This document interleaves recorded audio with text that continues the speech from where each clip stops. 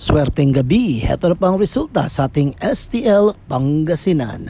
Para sa araw na to, Monday, April 6, 2026, third draw result.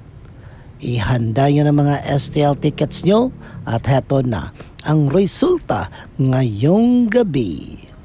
At para naman po sa ating STL Pangasinan, third draw result, ang resulta ngayong gabi ay ang numerong ito. Laging tandaan mga ka-STL, dapat maging honest tayo sa lahat ng bagay dahil ang taong honest ay linalapitan palagi ng swerte. Okay? Mag-ingat kayo palagi. Don't forget to subscribe, Purple Green TV.